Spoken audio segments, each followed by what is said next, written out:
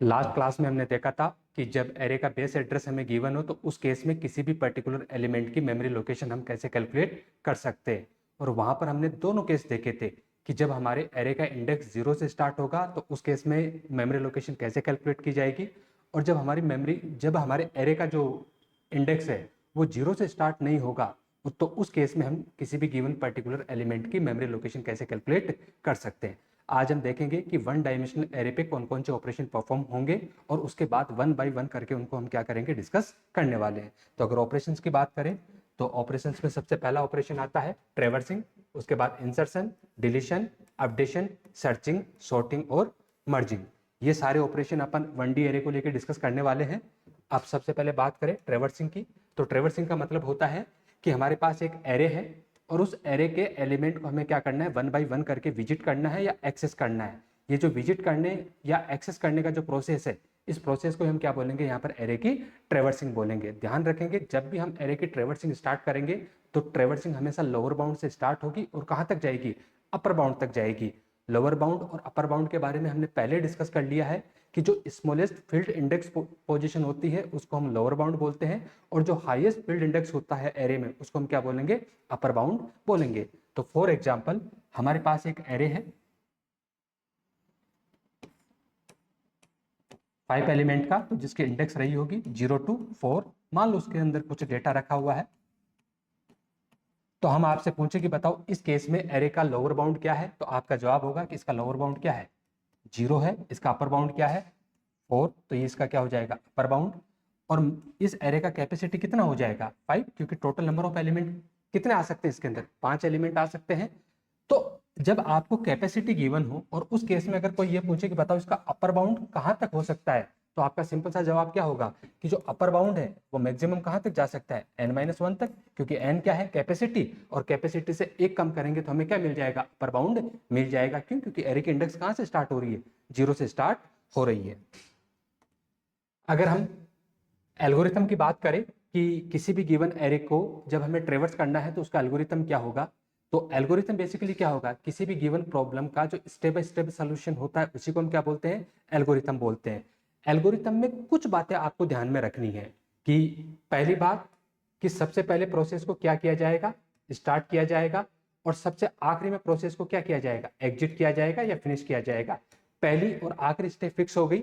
उसके बाद जब भी आपको किसी एल्गोरिथम में कमेंट्स लिखने होते हैं, कमेंट्स का मतलब अगर आप किसी भी स्टेप के बारे में कुछ बताना चाहते हो, कमेंट लिखना चाहते हो, तो एल्गोरिथम में कमेंट्स हमेशा स्क्वायर ब्रैकेट में मेंशन किए जाते हैं। किस में मेंशन किए जाएंगे, स्क्वायर ब्रैकेट में मेंशन किए जाएंगे। जब भी आपको इनिशियलाइजेशन वाला कोई काम करना होता है, जब भी आपको कोई इनिशियलाइजेशन वाला काम करना होता है तब आप यहां पर एक सेट कीवर्ड का यूज करते हो, और सेट कीवर्ड के बाद में या तो आप कोलन इक्वल टू नोटेशन का यूज करते हो या फिर आप फॉरवर्ड एरो का यूज करोगे। दोनों में से किसी भी सिंबल का आप यूज कर सकते हो, या तो कोलन इक्वल टू नोटेशन का यूज कर सकते हो या फिर आप बैकवर्ड एरो का क्या कर सकते हो, यूज कर सकते हो। तो ये कुछ बातें अपने को ध्यान में रखनी है कि जब भी हम एल्गोरिथम लिखेंगे सबसे पहला स्टेप क्या होगा, स्टार्ट, सबसे आखिरी वाला स्टेप क्या होगा, स्टॉप या एग्जिट। जब भी हमें कमेंट मेंशन करने होंगे तो कमेंट किस में मेंशन किए जाएंगे, स्क्वायर ब्रैकेट में मेंशन किए जाएंगे। और जब भी हमें कोई इनिशियलाइजेशन वाला काम करना होगा तो इनिशियलाइजेशन वाले काम के लिए कौन सा कीवर्ड काम में लेते हैं, यहाँ पर सेट कीवर्ड काम में लेंगे। और सेट कीवर्ड के बाद में हम ऑब्वियसली वेरिएबल का नाम लिखेंगे, और वेरिएबल के नाम के बाद में या तो हम कॉलन इक्वल टू नोटेशन का यूज करेंगे या फिर हम बैकवर्ड एरो का यूज करेंगे। जनरली प्रोग्रामिंग में हम असाइनमेंट ऑपरेटर का यूज करते हैं, लेकिन एल्गोरिथम के केस में कॉलन इक्वल टू या फिर बैकवर्ड एरो का यूज करेंगे। क्योंकि जब भी हमको एल्गोरिथम बनाते हैं तो एल्गोरिथम बनाते टाइम पे हमारे पास किसी प्रोग्रामिंग लैंग्वेज की बाउंडेशन थोड़ी होती है। नहीं, हमारी एल्गोरिथम ऐसा होना चाहिए कि जिस भी प्रोग्रामिंग लैंग्वेज में हम उसका कोड लिखना चाहे उसको हम क्या कर सके, कोड लिख सके। तो अब हमें ट्रेवर्सिंग का एल्गोरिथम देखना है। तो ट्रेवर्सिंग का एल्गोरिथम देखेंगे तो ये एरे है हमारे पास,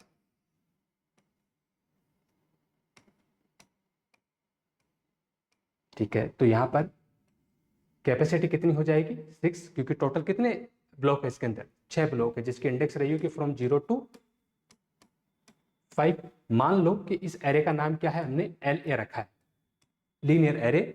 यहां कुछ डेटा रखा हुआ है, ठीक है। अगर हम लोअर बाउंड की बात करें तो लोअर बाउंड क्या है 0, last field index sorry smallest field index क्या है 0। अगर अपर बाउंड की बात करें तो अपर बाउंड कितना है हमारे पास 5, और 5 हमें कैसे मिलेगा, जब हमें n में से -1 कर देंगे तो हमें क्या मिल जाएगा, अपर बाउंड मिल जाएगा। अब हमें क्या करना है, लोअर बाउंड से स्टार्ट करना है और कहां तक जाना है, अपर बाउंड तक जाना है। तो एल्गोरिथम जब हम इसका लिखेंगे तो सबसे पहला जो स्टेप होगा, स्टेप नंबर फर्स्ट, उसमें हम क्या करेंगे, प्रोसेस को स्टार्ट करेंगे। एक बार प्रोसेस को स्टार्ट किया तो स्टेप नंबर 2 में हम क्या करेंगे, कुछ जरूरी इनिशियलाइजेशन वाला काम करेंगे।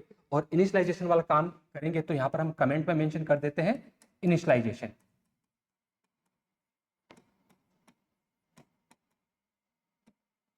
अब देखो लोअर बाउंड में जब इनिशियलाइज करेंगे तो हमने सेट लोअर बाउंड में इनिशियली क्या चला जाए 0, इसके बाद अपर बाउंड में क्या चला जाए n-1, और उसके बाद हमें एक काउंटर वेरिएबल भी चाहिए होगा, ठीक है, जहां पर हम 0 से लेके कहां तक जाएंगे, अपर बाउंड तक, हर एक बार एलिमेंट को क्या करेंगे, विजिट करेंगे। तो यहाँ पर एक और वेरिएबल हम ले लेते हैं k, और उसमें वैल्यू असाइन कर देते हैं जो किसमें रखी हुई है, लोअर बाउंड में रखी हुई है।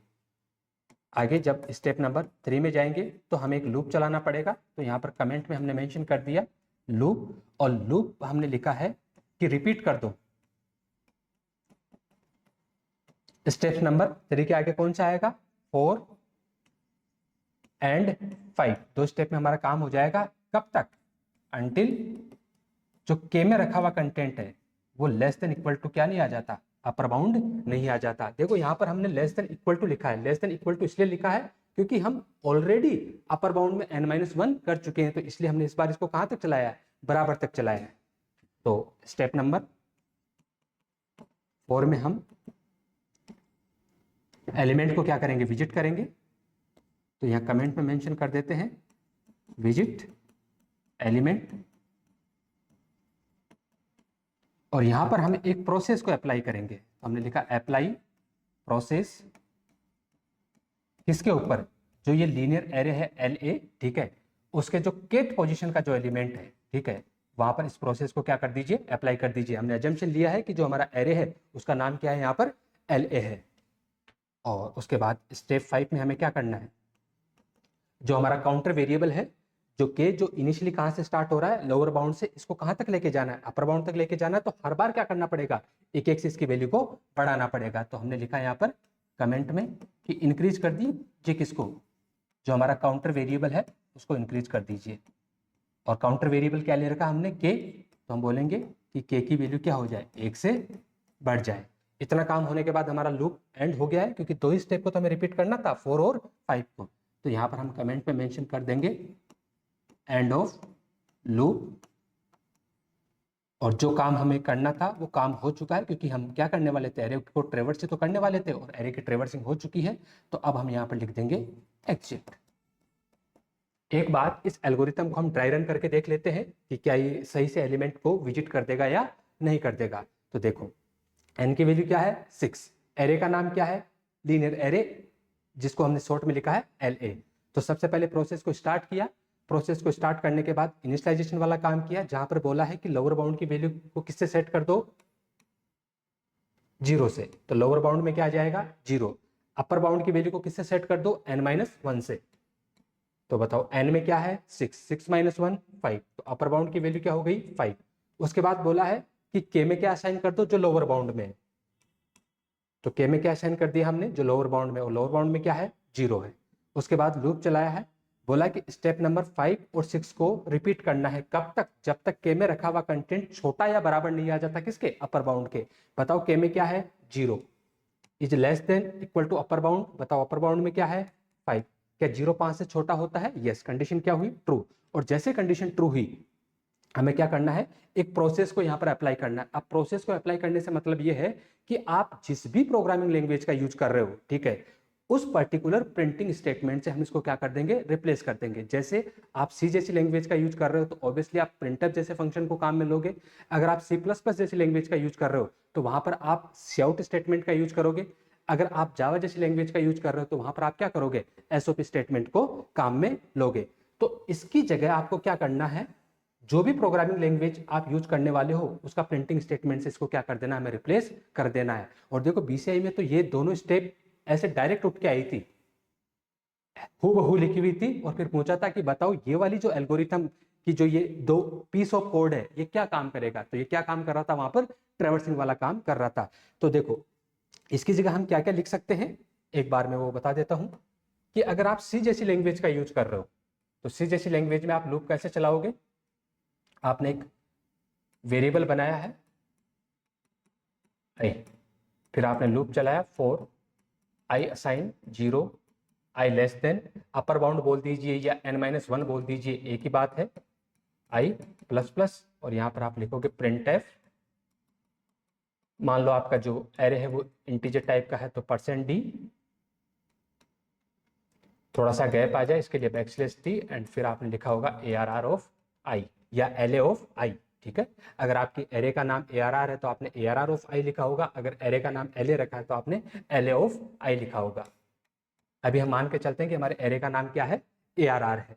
अगर ये काम आपको C++ में करना होगा तो फिर आप क्या लिखोगे, और आप ये एजम्पशन मान के चलना कि आई नाम का वेरिएबल यहाँ पर डिक्लेयर कर रखा हमने, तो वही again I assign 0 I less than n-1 I plus plus, और फिर आपने यहाँ लिखा होगा सी आउट, और सी आउट के बाद में लिखा होगा ARR ऑफ आई, और थोड़ा सा गैप आ जाए इसके लिए \t का यूज किया होगा। अगर ये काम आपको जावा में करना पड़े तो जावा में करने के लिए आप अगेन फॉर लूप चलाओगे, कहाँ से शुरू करोगे, 0 से, और कहाँ तक जाओगे, जितनी उसकी क्या है लेंथ है। तो जावा में तो हमें ये फैसिलिटी मिलती है कि जब हम एरे बनाते हैं तो एक बाय डिफॉल्ट हमें मेंबर मिल जाता है लेंथ नाम से, जो उस एरे की कैपेसिटी हमें बता देता है। तो हम लिखेंगे आई लेस देन, मान लो एरे का नाम ARR है तो हम लिखेंगे ARR dot length and I plus plus, और यहाँ पर हम लिखेंगे SOP स्टेटमेंट, तो हमने लिखा system dot out dot print, फिर हमने यहाँ पर लिखा होगा कि ARR ऑफ आई, और फिर थोड़ा सा गैप आ जाए इसके लिए क्या लिखा होगा हमने \t लिखा होगा। अगर हमें इसी काम को पाइथन जैसी लैंग्वेज में करना है तो पाइथन जैसी लैंग्वेज में करने के लिए हम किसका यूज करेंगे, फॉर इन लूप का यूज कर लेते हैं वहां पर। तो हमने लिखा होगा यहाँ पर कि फॉर आई इन, और हमें इनके बाद में यहाँ पर लिस्ट चाहिए होती है, और लिस्ट लाने के लिए पाइथन में रेंज फंक्शन बहुत अच्छे से काम करता है। तो हमने लिखा होगा यहाँ पर रेंज, अब रेंज फंक्शन लेंथ ला के देगा तो उसके लिए हमने यहाँ पर लेंथ फंक्शन, और लेंथ किसकी कैलकुलेट कर ली हमने, जो हमारे पास एरे है ARR, और यहाँ पर हमने पाइथन का प्रिंट स्टेटमेंट या प्रिंट फंक्शन का यूज किया होगा, जहाँ पर हमने लिखा होगा कि किसको प्रिंट करवा दो, इस ARR के आई को प्रिंट करवा दो, और यहाँ पर \t लिखने के लिए एंड डेलीमीटर का यूज करना पड़ेगा हमको। तो हमने लिखा होगा एंड, और किससे एंड करना है आपको, \t से इसको एंड करना है, तो यहाँ पर लिखा होगा आपने \t। अगर इसी काम को आप कर रहे होंगे जैसे कि PHP जैसी लैंग्वेज में, तो PHP जैसी लैंग्वेज में आपको पता है कि जब भी आप कोई वेरिएबल बनाते हो तो वेरिएबल बनाने के लिए आप किसका यूज करते हो, डॉलर सिंबल का यूज करते हो। तो फिर आपने लूप चलाया होगा for $i assign 0 $i less than. अब PHP का जो एरे है अगर उसकी हमें कैपेसिटी कैलकुलेट करनी है तो वहां पर काउंट फंक्शन होता है, तो आपने लिखा होगा $i लेस देन काउंट, और काउंट फंक्शन को आपने एक आर्ग्यूमेंट पास किया होगा कि किसकी लेंथ बता दो, हमें एरे ARR की लेंथ बता दो, और उसके बाद हर बार आपने $i की वैल्यू को 1 से बढ़ाया होगा। अगर PHP में आप प्रिंट करवा रहे हो तो ऑब्वियसली आप इको स्टेटमेंट का यूज करोगे, और आपने लिखा होगा इको $ARR ऑफ $i, और उसके बाद थोड़ा सा गैप आ जाए इसके लिए यहाँ पर कॉन्केटनेशन के लिए हम किसका यूज करते हैं, डॉट ऑपरेटर का यूज करेंगे, और \t। तो इस तरीके से जब भी प्रोसेस जैसा कुछ वर्ड लिखा हुआ है तो इसका मतलब होता है कि वो किसी भी प्रोग्रामिंग लैंग्वेज को लेकर डिपेंडेंट नहीं है। ठीक है, आपको अपनी सहूलियत के हिसाब से जिस प्रोग्रामिंग लैंग्वेज को यूज करना है आप उस प्रोग्रामिंग लैंग्वेज को क्या कर सकते हो, यूज कर सकते हो। तो वापस से चलते हैं, एल्गोरिथम को ट्राई रन करते हैं। तो बोला है कि कब तक चलना है, जब तक k की value less than equal to क्या रहे, अपर बाउंड रहे। तो हमने चेक किया कि इनिशियली k की वैल्यू क्या थी, 0 0 less than equal to 5, yes condition true होगी, और उसके बाद हमने kth पोजीशन वाले एलिमेंट को क्या करवा दिया होगा, विजिट करवा दिया होगा। देखो k की वैल्यू क्या है 0, 0th पे क्या रखा हुआ है 11, तो इस 11 को हमने क्या करवा दिया होगा, प्रिंट करवा दिया होगा। उसके बाद ऊपर हमने थर्ड स्टेप में लूप में बोला था, वचन दिया था कि कौन कौन सी स्टेप को रिपीट करेंगे, 4 और 5 को। तो 5 में काउंटर को इंक्रीज किया, के की वैल्यू 1 से बढ़ के क्या हो जाएगी 1। वापस से कंडीशन चेक करेंगे कि क्या अभी भी के में रखा हुआ content less than equal to upper bound है। Yes, condition true. अगेन दोनों स्टेप को रिपीट किया। इस बार के की वैल्यू 1 है तो 22 को हमने विजिट कर लिया होगा। फिर के की वैल्यू बढ़ के कितनी हो गई होगी 2। वापस से चेक किया कि क्या अभी भी के में रखा हुआ content less than equal to upper bound है। Yes, condition true. तो सेकंड पोजीशन पे क्या है 33, हमने उसको प्रोसेस किया, के की वैल्यू बढ़ के क्या हो गई 3। फिर से चेक किया कि के में रखा हुआ content less than equal to upper bound है। Yes, condition true. Third index position वाले एलिमेंट को विजिट किया जो क्या है 44, के की वैल्यू बढ़ के क्या हो गई होगी 4। चेक किया होगा 4 less than equal to 5। Yes, condition true. तो फोर्थ पोजीशन वाले एलिमेंट को विजिट किया होगा दैट इज 55, के की वैल्यू बढ़ के क्या हो गई होगी 5। चेक किया होगा 5 less than equal to 5, no less than तो नहीं है लेकिन इक्वल टू 5 है तो कंडीशन क्या हो गई ट्रू। जैसे कंडीशन ट्रू हुई फिफ्थ पोजीशन वाले एलिमेंट को विजिट किया दैट इज 66। उसके बाद के की वैल्यू बढ़ के कितनी हो गई 6। चेक किया के में रखा हुआ content less than equal to upper bound है। नो, कंडीशन फॉल्स, क्योंकि ना ही तो 6 5 से छोटा होता है और ना ही 6 5 के बराबर होता है। जैसे यहां से कंडीशन फॉल्स हुई सीधा कहां पर जंप करेंगे स्टेप नंबर 6 पे, क्योंकि स्टेप नंबर 4 और 5 तो कब चलेगी जब यहां पर लिखी हुई कंडीशन क्या रहेगी ट्रू रहेगी। अब कंडीशन फॉल्स हो गई तो सीधा जंप करके कहां जाएंगे स्टेप नंबर 6 पे।